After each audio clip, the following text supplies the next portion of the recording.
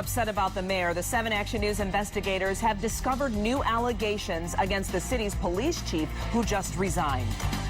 When that police chief suddenly resigned last week, he blamed the investigation into the city's mayor. But now he's facing some scrutiny of his own. And that investigation into the mayor of Romulus means his leadership may be in question. We have Team 7 coverage tonight of the shakeup in that city, beginning with 7 Action News investigator Heather Cataldo. And Heather, what kind of allegations are we talking about here?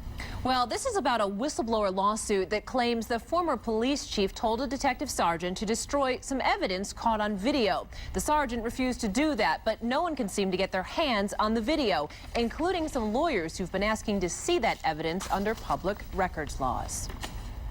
He was brought in to clean up the troubled Romulus Police Department. But 18 months after he started, Chief Robert Dickerson suddenly sent this resignation letter to Mayor Alan Lambert on Friday. Dickerson slammed Lambert for not stepping down after the mayor's home was raided by the Michigan State Police. So the chief quit. But is there more to the story? The 7 Action News investigators have learned Dickerson is being sued by one of his former underlings, Detective Sergeant Kevin Ladich. Ladich worked as the department's Freedom of Information Act coordinator, filing public records requests. In this whistleblower lawsuit, Ladich alleges that last summer, one of his fellow Romulus police officers assaulted a prisoner in handcuffs. The alleged assault happened after the prisoner had spit on the cop and used a racial slur, and it was all caught on video inside the department's lockup.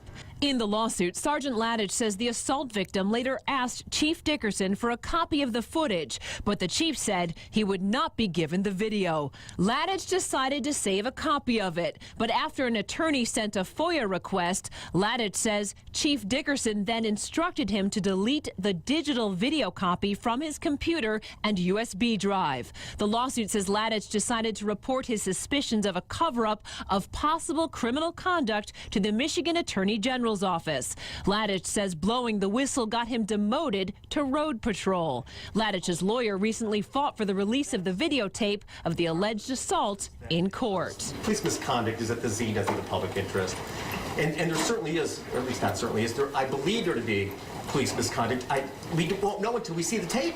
We won't know until we see the records. But lawyers for the city say the citizen who was hit by the officer made a written statement saying his safety and his job could be jeopardized if the video is made public. His identity is irrelevant to that issue. Well, it becomes relevant if, in fact, there was a police assault here. But his particular identity, we have a statement, a request from a citizen not to release his identity or his image.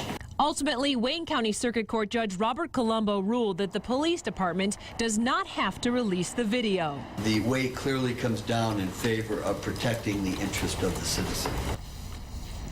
Now, I just spoke with the former police chief. He says there's absolutely no connection with the whistleblower lawsuit and his resignation. He says if the mayor steps down, he would be happy to go back to the police department. Now, Dickerson also says the police officer who hit the citizen was disciplined. And meanwhile, the city's attorney is telling us that they're not going to comment on the whistleblower case, but in their own court filings, they say the retaliation and cover-up claims are not true. Glenda?